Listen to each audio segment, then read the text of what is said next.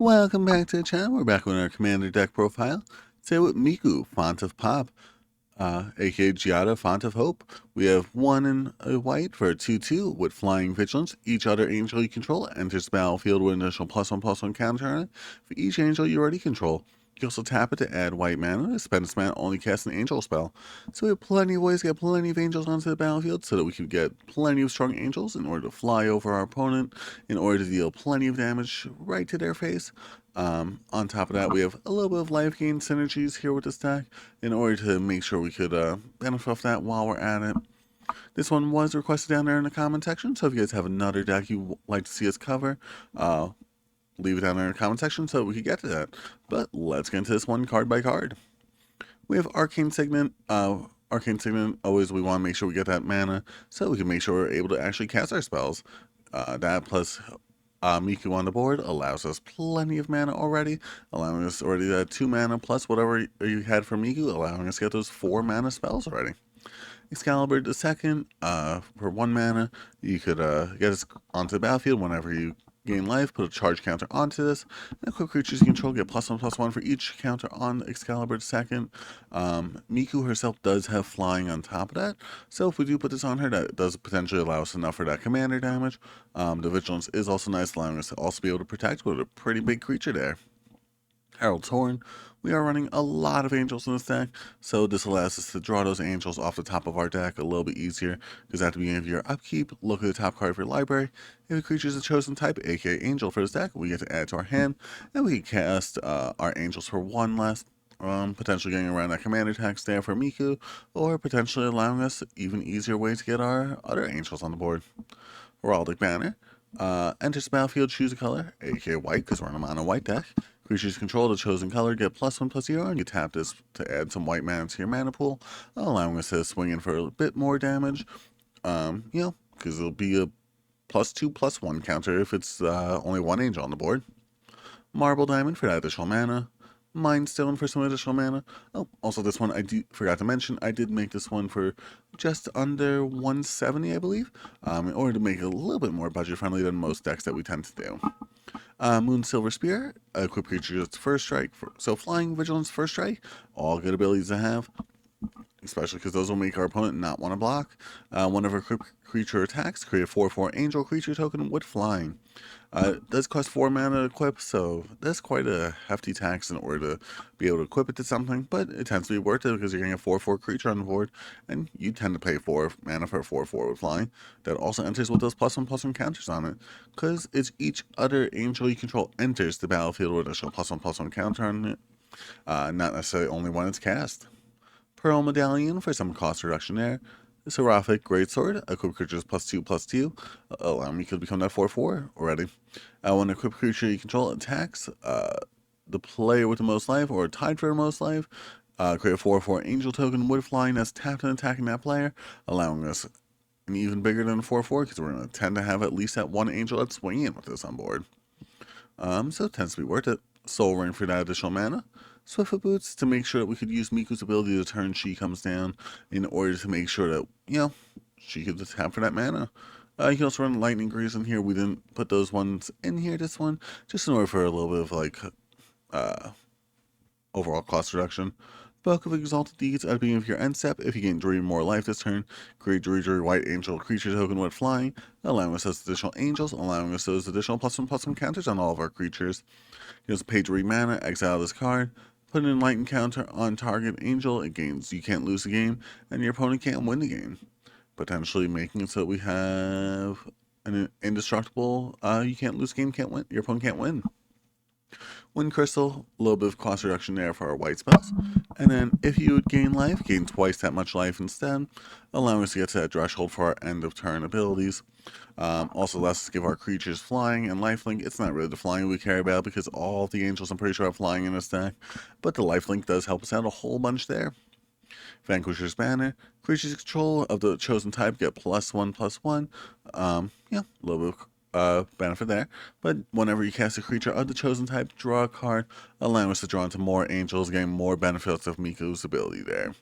And Wayfarer's Bauble for a little bit of extra mana while we're at it, because we're in mono white and we need some ways to get some more mana. Aegis Angel flying. When this angel enters battlefield, other target permanent gains indestructible for as long as you control this card. Potentially make it so that whatever we gave the can't win, can't lose ability with Book of Exalted Deeds, that ability potentially gives Miku some indestructible so she can keep tapping for mana, keep making her other things stronger. But normally this is just a strong creature, even if it's just a 5/5 with flying, plus whatever Miku's ability is. Super strong there. Angel Fatality, whenever this creature enters the battlefield, exile target player's graveyard. It is also a flying 3/4 angel. So normally going to be even bigger than that thanks to Miku's ability. But also a way to stop the graveyard decks that are going to be getting in your way quite a bit. Angel Serenity flying. Angel Serenity enters the battlefield and may exile up to 3 other target creatures from the battlefield and creatures from your or graveyard, not your graveyard, from all graveyards. When this leaves the battlefield, return those to the owner's hands. It doesn't even put them back on the battlefield, so if you remove something that's super high cost from your opponent, they still have to cast it again. Angel of Vitality, whenever you gain life, gain that much life +1. It's +2/+2 as long as you have 25 or more life. It's going to tend to be at least a 4/4 there with the flying, which is definitely worth the 3 mana. Angelic Curator, flying, protection from artifacts. It's just a cheap angel that we get on board so we can keep getting our plays started there. Because even if we have this, let's say if we have Miku and the Pearl Medallion and Lightning Race, we could potentially get this and Miku on the board at the same turn. So this will enter as a +1/+1 counter for each angel you already control. So it only enters a 2/2. Angelic Sleuth. Whenever another permanent you control leaves the battlefield, if it had counters on it, investigate. All of our angels are going to have the counters on them. Our opponents are going to be destroying plenty of our stuff. So let's get some draw power off that. Dazzling Angel. Whenever another creature you control enters, gain a life, allowing us that little bit of life gain for those benefits we have off the life gain, and just an overall good angel for the cost there. Amaria Shepherd. When a land enters the battlefield under your control, you may return a non-land permanent from your graveyard to your hand. If land is a plains, which is going to tend to be, you may return that to the battlefield instead. So they may think they're getting rid of our 7-cost things, or 6-cost things, or our other no, it's our 7-cost thing that we're getting back. But we just get to put them back on the battlefield if we have a Mary Shepherd on the board. And are they really going to be able to get rid of our potentially 7/7 with flying? On top of that, the angel that we're bringing back also has the flying and the additional +1/+1 encounters. All good abilities there. Exemplar of Light. Whenever you gain life, put a +1/+1 counter on this creature. There's plenty of +1/+1 counters on top of the +1/+1 counters you're already getting from Miku's ability, allowing us that draw power just from entering thanks to Miku's ability, but also just from gaining that life. Could potentially be 4 cards every round. Herald of the Host, Flying Vigilance Myriad. Those Myriad tokens enter with the additional +1/+1 counters for the angels you already control. So normally the way that Myriad works is that they don't keep the +1/+1 counters that say Herald of the Host has. They still don't, but they'll have more because of if you keep Miku on the board. They just enter with those +1/+1 counters on them. Herald of War, put a +1/+1 counter on it when it attacks. Angel spells and human spells cost 1 less to cast for each +1/+1 counter on Herald of War, which could be potentially the end of your opponent if you put enough on it with the Miku there. Where were we? Herald of War. Holy Cow. Flash, flying, enters battlefield, gain 2 life, scry 1. And also is only a 3 mana for 2/2 with flying and flash, so just a really good ability there. A little bit of life gain helps us out with our life gain abilities. Yeah, just like to see it. Inspiring Overseer, a little bit of extra life gain, a little bit of draw power. Overall, just a good stat line for an angel with flying. And we want to make sure that we just want like some low cost angels to really buff up our 7-cost angels. Karmic Guide.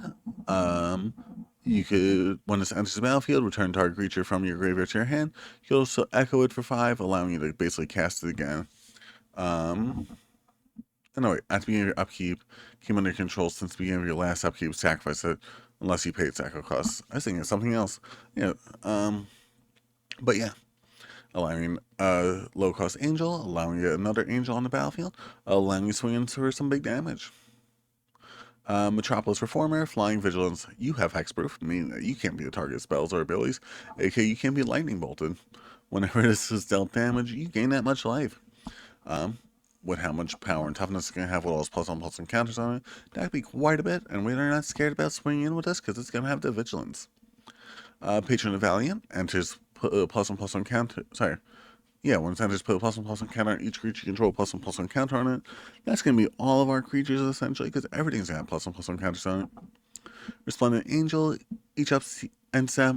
At the beginning of each end step, if you gain 5 more life this turn, create a 4/4 angel, allowing us to get those additional angels on the battlefield. It'll put a 6 mana until end of turn. This gets +2/+2 in lifelink, allowing it to be a 5/5, allowing you to swing in with it, gaining that 5 life. Yeah, I'd say it's worth it. Also, just a Druid Angel for Druid Flying. Resplendent Marshal, enters battlefield or dies, exile another creature card from your graveyard, put a +1/+1 counter on each creature you control, other than this card that shares the creature type with the exiled card.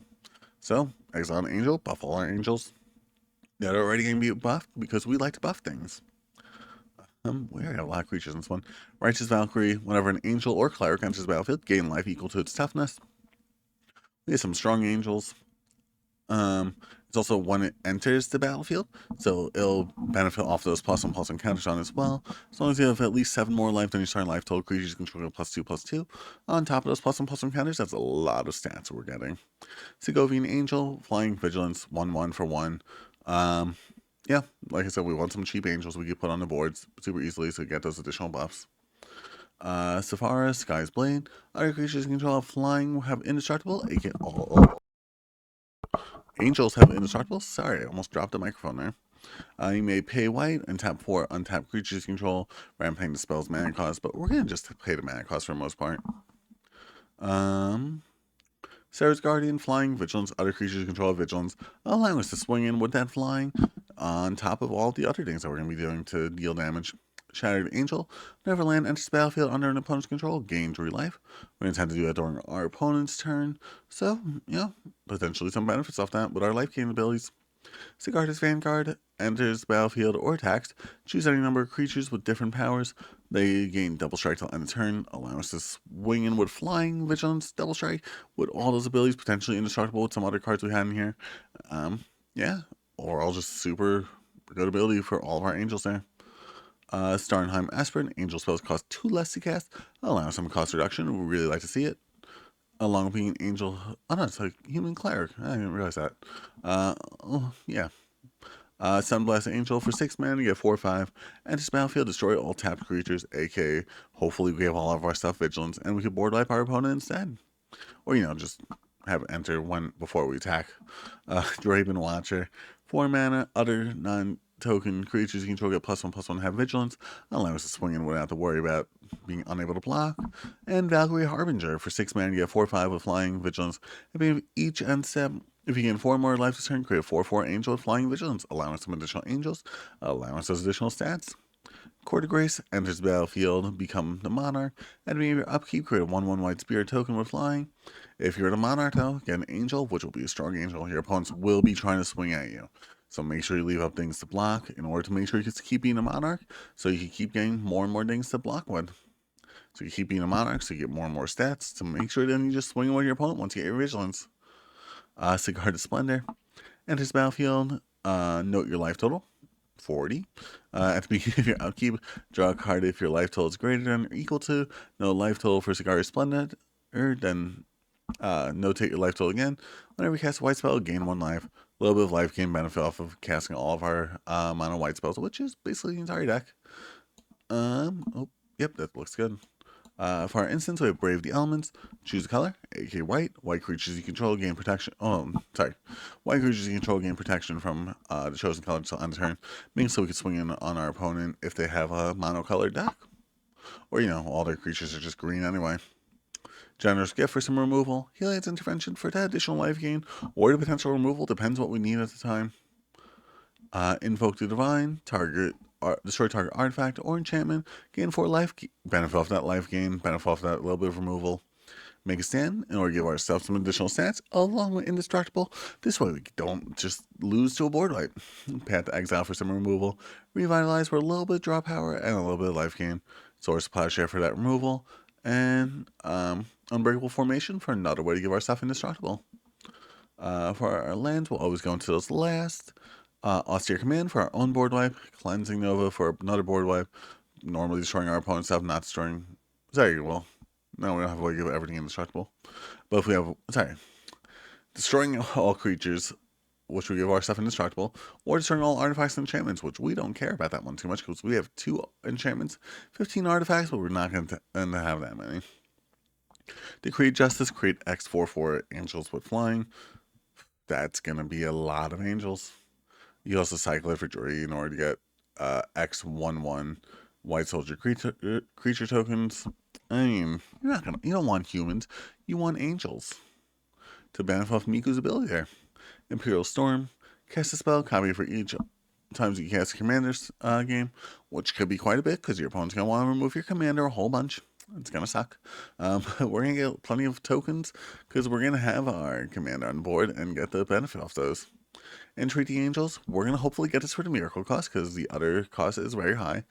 Create a bunch of angels, allowing us, the additional benefit there. Gift of the Estates, if an opponent controls more lands than you, search for a whole bunch of planes, allowing us to make sure we don't miss those land drops. Mass Calcify, destroy all non-white creatures, allowing us another board wipe. Secret Rendezvous for a little bit of draw power there. And Starheim Unleashed. Create a 4/4 angel creature token with flying, and Vigilance. If it's foretold, create X of those tokens instead. I mean, could be a whole bunch of tokens on the board. Could be, and those are all angels, so they're all going to get the stat boost. Oof. Deck turned out really well, I'd say. Let's just scroll through the lands here. I'd just like to say, if you guys like the video, make sure you like the video. If you guys want to see more like this, subscribe or comment on what commander you want to see next. But thanks so much for watching. Hope you have a great rest of the day.